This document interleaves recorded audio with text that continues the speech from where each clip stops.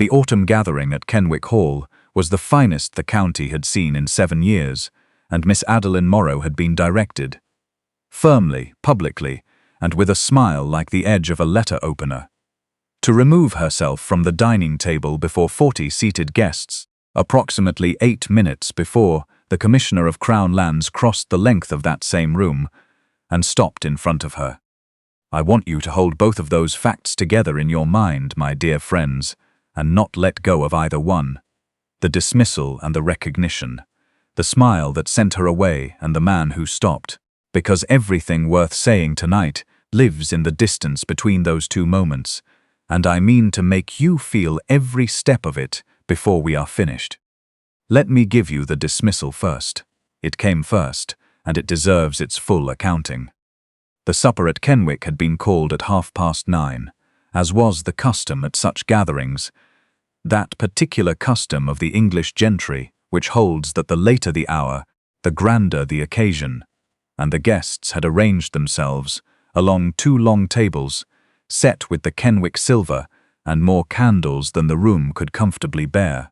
Miss Morrow had accompanied her employer, the widowed Lady Dunbarton, Viscountess of Aldenmere, to the assembly in the capacity of companion, and had seen the old lady settled at the upper end of the table among the other titled guests, before a harried footman, misreading the seating cards with the particular confidence of a man who has misread 3 already that evening, indicated a chair at the lower end of the second table, and Adeline, who had been on her feet since 6 that morning, sat down in it.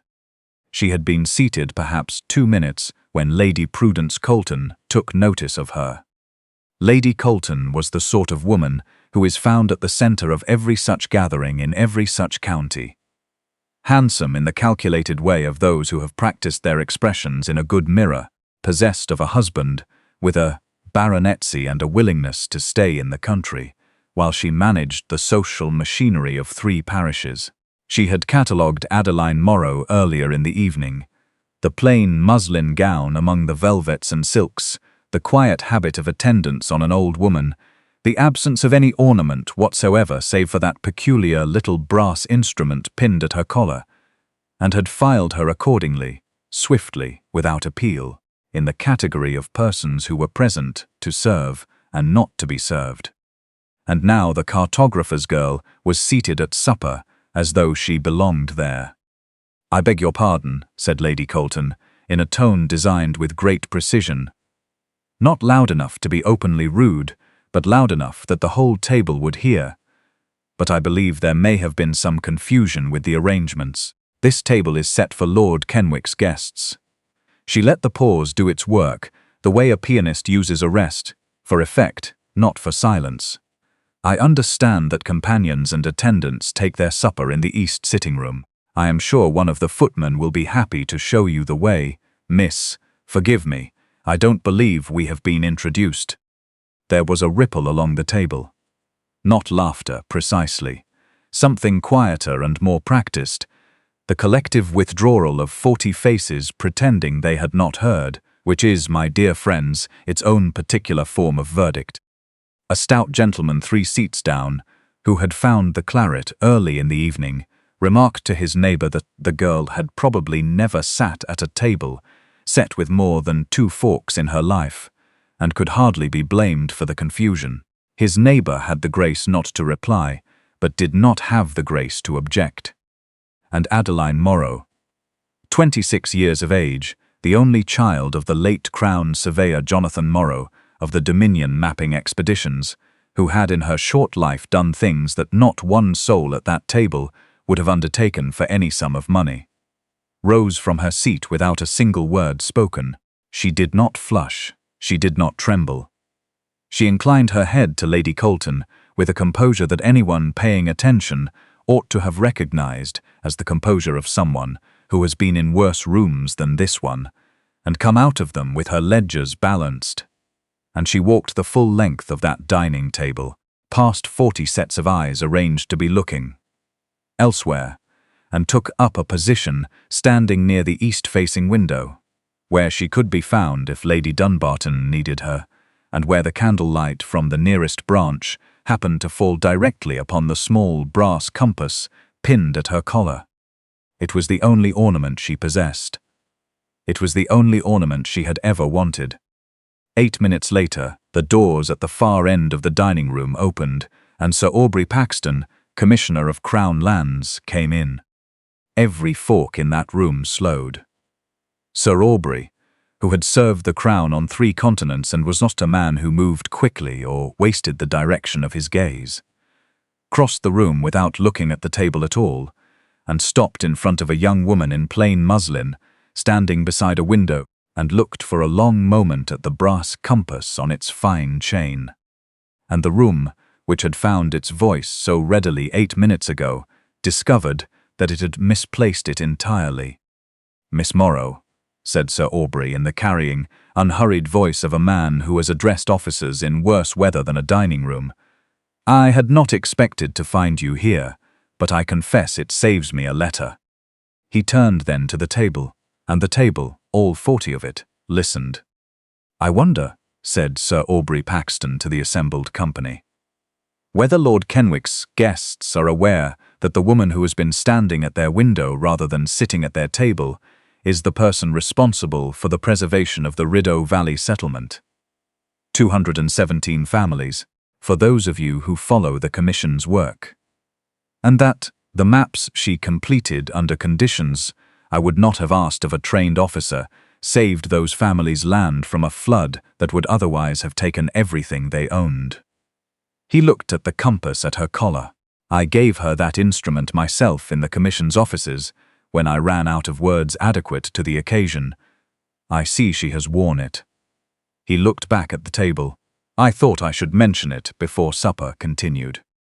"I am going to stop us precisely there. Right there, with 40 forks suspended, and Lady Colton's expression beginning what will prove to be a very long and very private journey, and Adeline Morrow standing at the window in her muslin gown, with the candlelight on moss, the brass compass, and the Commissioner of Crown Lands speaking her name into a room that dismissed her with such fluid ease 8 minutes ago. Because before I tell you what she did next, and who else in that room had gone very still for entirely different reasons, you and I have an arrangement to keep. Find the subscription button and press it. It costs you nothing, and it means the next story finds you the moment I have it ready, and I always have another ready, and they are always worth the having. Go on. I will wait right here." "Good. Now, come back with me, my dear friends, to a different kind of cold. To the months before that autumn dining room, to a season no one who lived through it was sorry to see end, and let me show you how a young woman comes to own a brass compass. Adeline Morrow was the only daughter of Jonathan Morrow, Crown Surveyor, and she was raised, as daughters of practical men often are, entirely in the practical world. Her mother had died of fever in Adeline's 7th year, and Jonathan Morrow, who was a man better suited to mapping the contours of a continent than to the administration of a household, had solved the problem of his daughter's upbringing in the way that came most naturally to him. He took her along. She grew up on survey lines. She learned to read a theodolite before she learned to read music. She knew how to calculate magnetic declination, how to sketch a river bend in the field, how to triangulate from 2 points of elevation when the ground refused to cooperate. By the time she was 15, she was keeping the expedition logs. By the time she was 19, she was drafting the final maps herself, because her father's eyes were failing, and his hands had developed the particular tremor of a man who has spent 20 years working in cold weather, and the unmistakable air of a woman, and he would sooner have cut off his right hand than produce work that fell below the Commission's standard. He used to say, Jonathan Morrow, with the dry affection that was the only variety he possessed, that Adeline had inherited the 2 gifts that surveying actually ran on, and that neither of them was what people expected.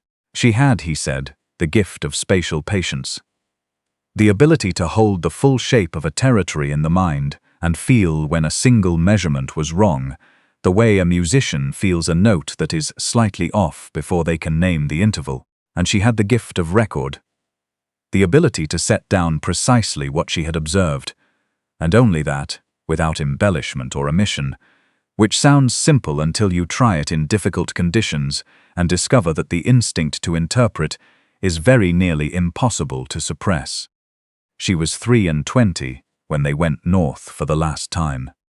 You may or may not know, depending on your acquaintance with those years, that the winter of the Commission's Great Northern Survey was one of the worst the Ottawa Valley country had seen since the first settlers pushed into it. The rivers froze early and badly, not cleanly, but in pressure ridges and heaves that made the ice treacherous for a mile in every direction, and the survey party, following the old river course to document the boundary lines of the settled land grants along the Rideau, had to choose between pushing through weather the men did not want to enter and abandoning a full season's work. Jonathan Morrow was 61 years old and had been pushing through weather for 40 of them. He went north. He developed the fever in the second month. Adeline saw the signs a week before he would admit to them, which is the particular burden of being the daughter of a stubborn man. You recognize the stubbornness long before it will listen to reason.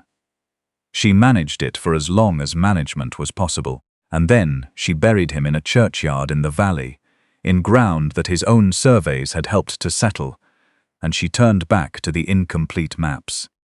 The maps were not finished. 217 families in the valley held land grants that depended on the survey lines her father had been drawing when the cold took him. Adeline knew the territory as well as he had. Better, in certain particulars, but she had been the one with the theodolite in the final months when his hand shook and his eyes failed. And she was not prepared to let a winter and a grief be sufficient reason to leave a job undone. She finished the maps. It took her 6 weeks in a rented room in the nearest settlement, by lamplight when the daylight failed, with 2 of the expedition's younger men who had stayed because they felt they owed it to her father and had nowhere better to be. She cross-referenced every note her father had made against her own field observations until the full picture of the valley emerged, clean and certain and complete. And then she found something. In the southeastern corner of the surveyed territory, where the old maps showed solid ground, her measurements told a different story. A ghost riverbed, an ancient channel. The current river had abandoned decades before the first settlers arrived. That the current river, running higher each spring with the northern melt, would find again. She calculated it would happen within 2 seasons. The families settled on that ground had built their homes and barns and fences on a floodplain that existing maps had not marked as such, because existing maps had been made from a greater distance by men who had not stood on that particular rise, in that particular wet autumn, and watched the precise way the water moved through the grass. She mapped it.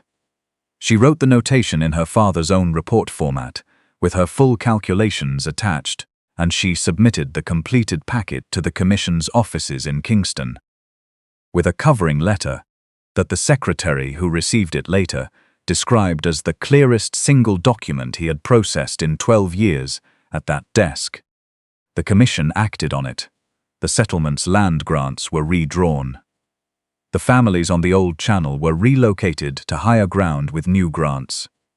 When the river found its old bed again the following spring, as Adeline had calculated it would, it found empty fields rather than homes and children.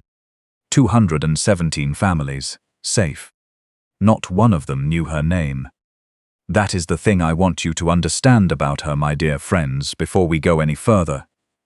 The person who saved that valley held no rank the Commission formally recognized, no title, no salary of record, no official appointment to any position. She appeared in the Commission's papers as the survey party under the late Mr. J. Morrow, because the Commission's papers had no category for a deceased surveyor's daughter who had completed the work herself. The maps were filed under her father's name, because that was the name on the Commission, and because no one who processed them knew that the hands drawing them had changed, and because no one who knew had thought to correct the record. And the record, being official and filed, remained uncorrected. The name the world attached to the work was not hers. She went south when it was done. Her father's savings were absorbed by his debts to the expedition's suppliers. Those debts are always larger than they appear. And the practice was dispersed and the equipment belonged to the Crown. And she found herself at 23, precisely as such women always find themselves in these stories. Accomplished, penniless, possessed of a capability the world would not pay her to exercise. The position with Lady Dunbarton had been found through her father's connection to the old Viscountess's late husband, who had served on the original commission board, and it was, as such positions go, a kind one. Lady Dunbarton was not unkind. She simply required attendance, and Adeline, who was very good at attending to things that needed doing, provided it. It was 2 months into that employment, in a letter forwarded 3 times, that Sir Aubrey Paxton wrote to request her presence at the Commission's offices at her earliest convenience. He had been reviewing the valley maps as part of a comprehensive audit undertaken that year, and he had found in the southeastern section, in the precise, careful notation of the ghost riverbed, a hand that did not match any work he had seen from Jonathan Morrow in 20 years of filed surveys. He had brought in the Commission's senior cartographer. The cartographer had said, simply, that whoever had drawn that section had drawn it better. Sir Aubrey was a thorough man. He wrote to the expedition's surviving members. He pieced together what had happened. She came to his offices on a Thursday in November and answered his questions for 2 hours. With the same precision she had used to draw the maps, and at the end of those 2 hours Sir Aubrey stood and opened his desk drawer and set on the table between them a small brass compass with the Crown's surveying mark engraved on its case. The compass he himself had carried since his first expedition 30 years prior, the instrument his own teacher had placed in his hands when he had earned the trust it represented. "I have run out of adequate words," he told her.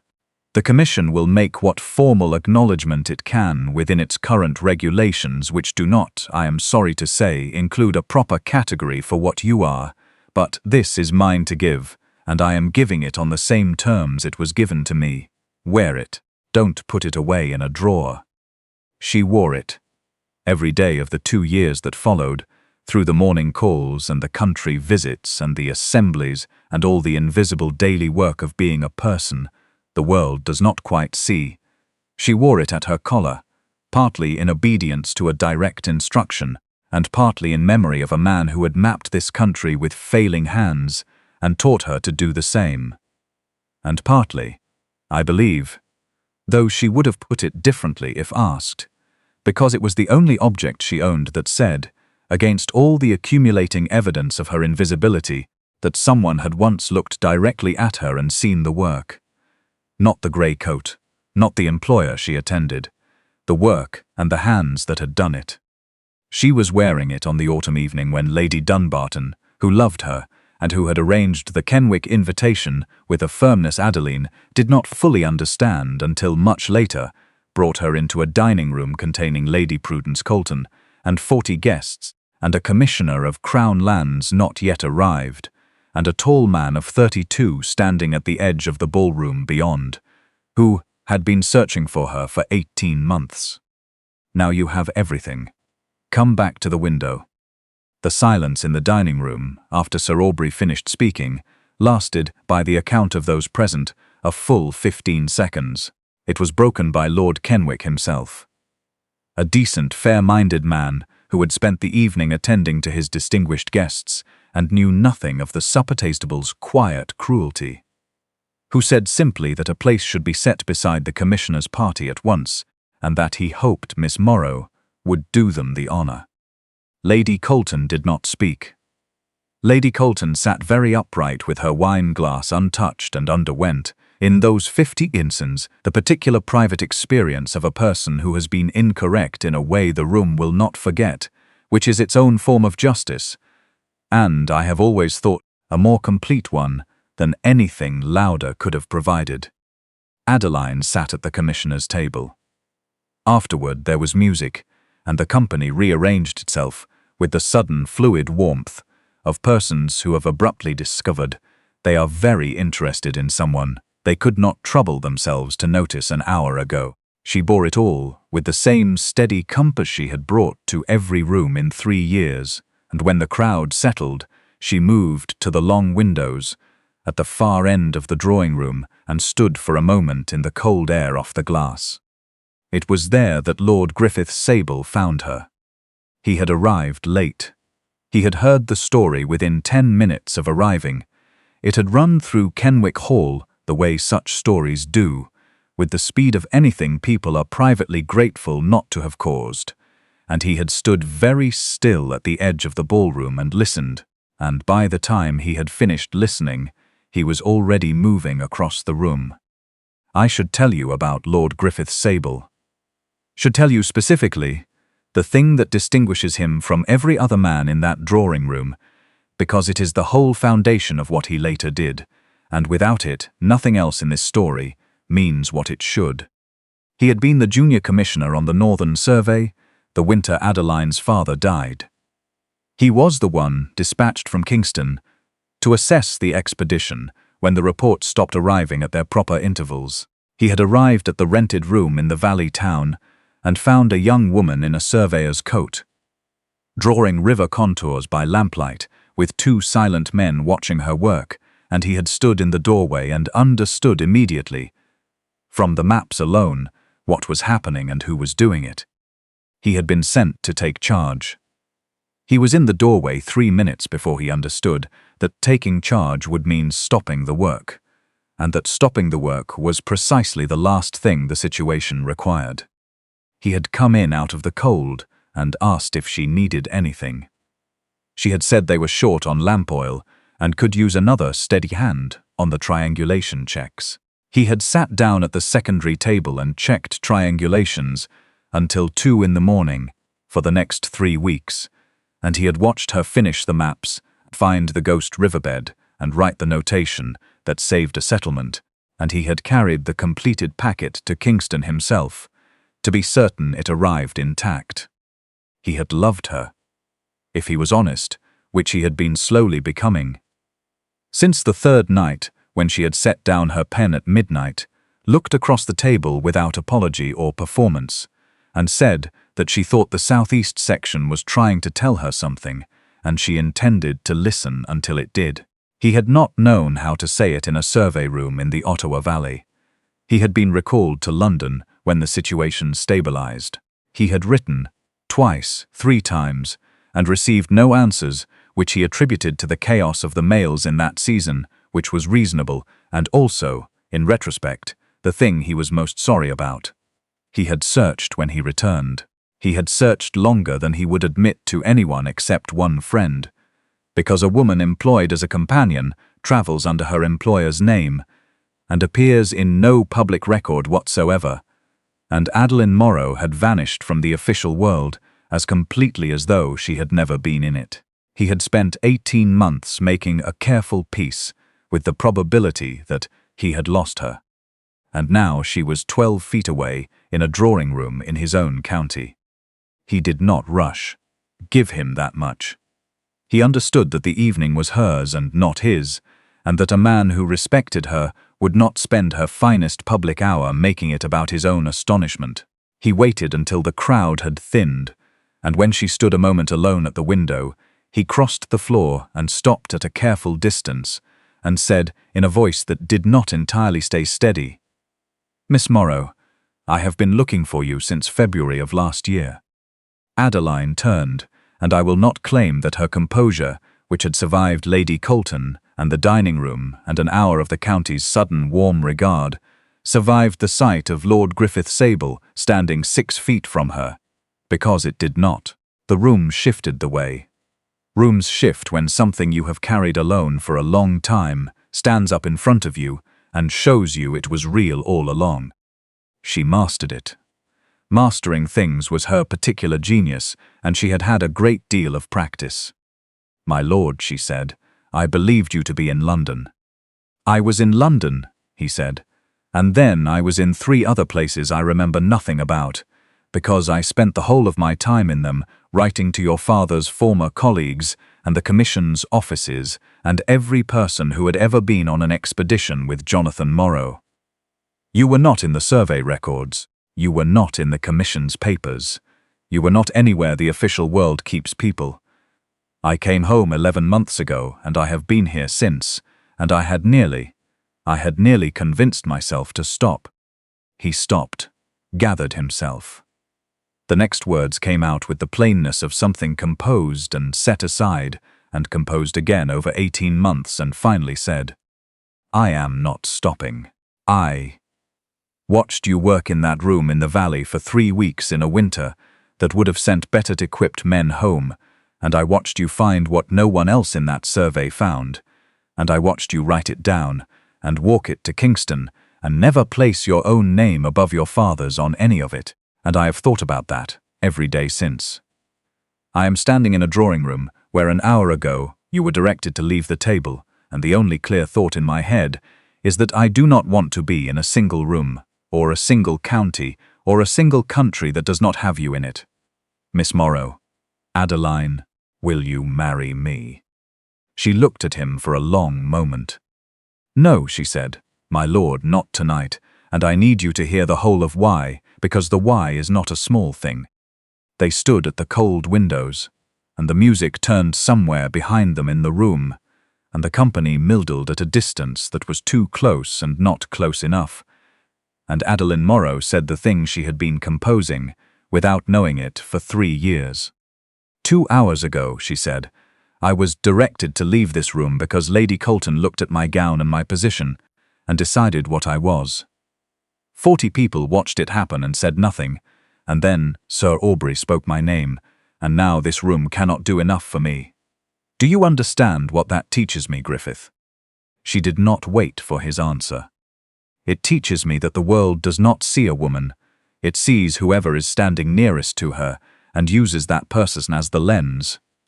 For 2 years, the lens was Lady Dunbarton's charity, and I was invisible. Tonight the lens is the Commissioner's public regard, and I am suddenly very interesting. If I take your hand in this room, the lens will be yours, and for the rest of my life I will be the woman Lord Sable, found in a survey town, and brought in from the cold, and everything I did with my own hands will become the charming preface to that story. The maps, the winter, the 217 families, the ghost riverbed I found at midnight that no one had seen in 40 years. All of it will fold into a footnote about the fortunate woman a good man noticed. She drew a breath. The unbearable part, she said, and her voice was steady, almost steady, is that I love you. I have loved you since you sat down at a secondary table at 2 in the morning and checked triangulations without being asked, and did not once suggest that you knew better, and did not once put your name above mine on the work. If I did not love you, I could marry you tonight and let the world tell whatever story pleased it. It is precisely because I love you that I will not let the truest chapter of my life be turned into a prologue to someone else's. I have just been given my own name back in this room, and I am not prepared to exchange it for a grander one in the same evening, even for love. Even for yours. The silence between them was long and cold and entirely private, in a room full of people pretending not to watch. Lord Griffith Sable stood with the refusal the way she had once watched him stand with a set of disputed survey calculations, turning it over, examining its edges, finding the shape of it. He did not argue. He did not reach for the small coercions of a wounded man. You are right, he said. Not quickly, not to be agreeable. The way a person says a thing when they have just understood it to be true. I asked you at the one moment when my name could swallow yours whole, and I called it love, and it was love, and it was also a man reaching for what he wants at the exact moment it is hardest for anyone to see her clearly, including himself. He paused. Tell me what the honest version is. I am asking you the same question I asked at the door of that rented room. What needs doing, and in what order? And Adeline Morrow, for the first time in that extraordinary evening, smiled. Not the composed smile she had worn all night. The other kind. What needs doing, she said, is what I told Sir Aubrey an hour ago when he asked what had become of me since Kingston, and I was ashamed of my own answer. The Commission has my maps. It does not have a way to train the next person who makes them. When the next girl grows up following her father across the territory and his hands begin to fail, she will have no more standing than I did, and the work will be lost the same way mine nearly was, and the next settlement will not be as fortunate. What needs doing is a school, not a grand institution, a practical one, a training quaimson. A training program for survey assistants, with proper instruments and a record system that accounts for the people who actually do the work and puts their names on it. I have had the whole design in my head for 2 years, with no more power to build it than the footman who showed me the window. Then here is my answer to your refusal, said Lord Griffith Sable. I will fund it, all of it, every instrument, every instructor's wage, and the building if a building is required, settled irrevocably on one condition. Your name goes on it and mine does not. The Morrow Survey School, directed by Miss Adeline Morrow, at a salary suited to the director, with a board she cannot be removed from, and that I do not sit upon. In 2 years you will be the most consequential name in Canadian mapping, in your own right, and by your own work, owing me nothing that the deed of gift does not discharge in full on the day it is signed. And when that is done, when the light falling on you is entirely the light you made, I will come north and I will ask my question again, as one consequential person to another, and you may give me whatever answer is true. She took the offer. I hope you never doubted it, because it was, if you look at it closely, the only offer any man had ever made her that asked for nothing back. And Adeline Morrow had spent her whole life knowing the difference between a compass and a debt, to the last calculation. I will not draw out the 2 years that followed, my dear friends, because you can feel the shape of them if you know the woman. The Morrow Survey School opened the following spring in a plain wooden building, 2 streets from the Commission offices in Kingston, and Adeline went north to teach in it, and the corps of survey assistants she trained. Most of them daughters of men like her father, most of them carrying knowledge that had no official home until she gave it one. Went out into the field with proper instruments and methods, and a record system that put their names on the work they did. In the 2nd year, a boundary survey in the Lake Superior territory that might have taken 2 seasons was completed in 1, with a precision the Commission's senior cartographer declared the finest he had seen from any party in 15 years. The names in the report were the names of the people who had done the work, all of them. Lord Griffith Sable's heir of a woman came north in the spring of that 2nd year, and he was shown to a chair in the hall of the Morrow Survey School while the director finished her quarterly accounts with her board. Because the accounts did not wait for earls in that building, he sat among 3 student assistants copying survey lines who stared at him without apology, and he sat with perfect patience and seemed entirely content. When she came out to him at last, in a surveyor's coat over her dress, in her own building, under the light of a life assembled entirely by her own hands, he stood and said, Miss Morrow, I believe I have an appointment 2 years outstanding. I have come to ask my question again, as one consequential person to another. Ask it, she said.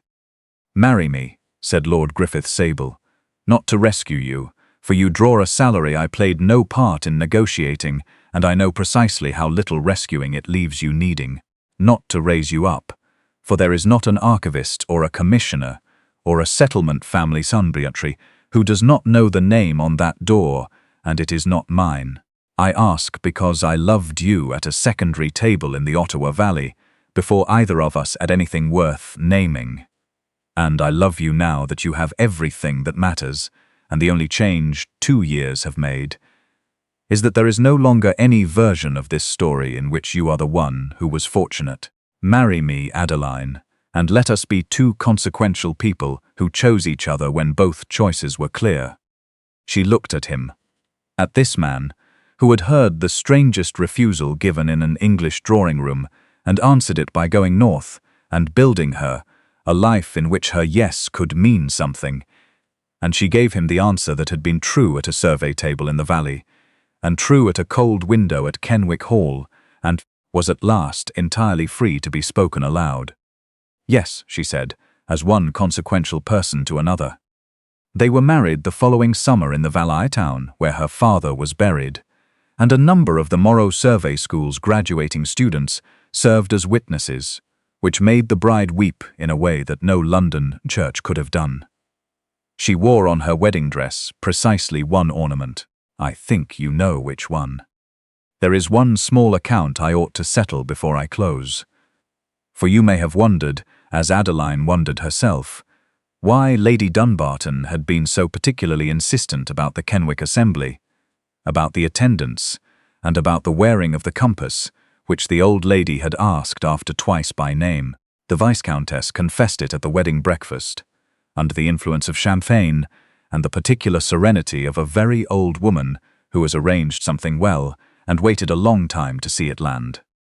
She had known Sir Aubrey was expected at Kenwick Hall. She had known it for 3 weeks before the assembly. She had looked at her quiet companion, whom this county walked past daily without a second glance, and she had thought about the brass compass and what it represented and who had put it there. And she had concluded what she could and could not do about it. "I cannot make this room see you, child," she told the bride, patting her hand.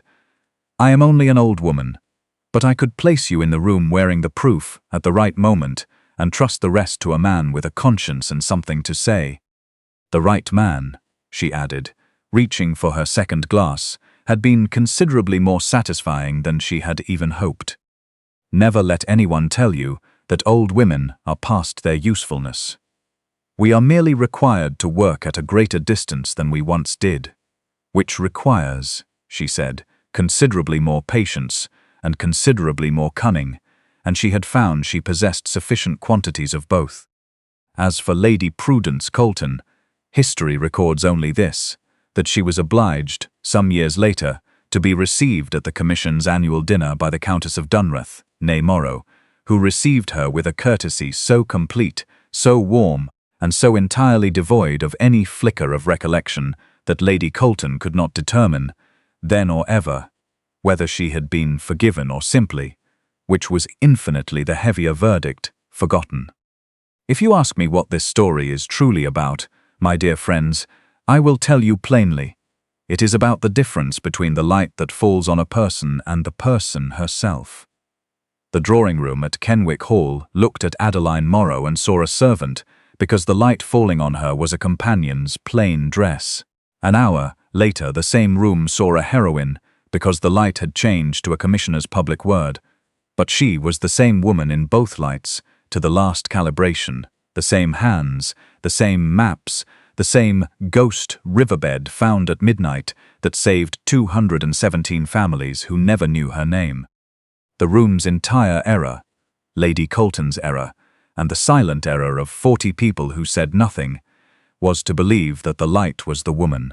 And the finest thing in this whole story, finer even than Sir Aubrey's speech across a supper-room, is that Adeline knew the difference herself, and refused to let even love obscure it. She turned down the man she wanted, rather than let his name rewrite her history, and he loved her enough to understand the refusal, and to spend 2 years and a considerable fortune building her a light of her own. That is not pride, whatever the supper tables of this world may call it.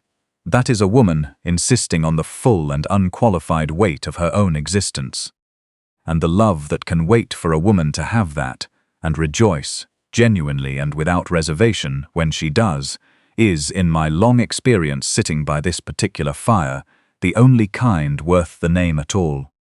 If you have found something in this story tonight, a steadiness, a warmth, a quiet resolve to look twice at the person, at the edge of the room, before the light shifts and shames you, then I hope you will subscribe to Moonlight at Bellwood before you go, because there are many more of these, and each one has a beating heart, and I would very much hate for you to miss a single one.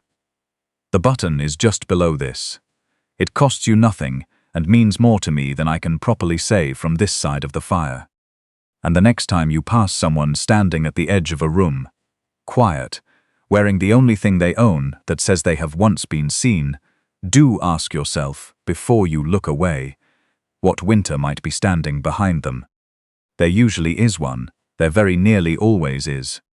Good night, my dear friends. Do come back.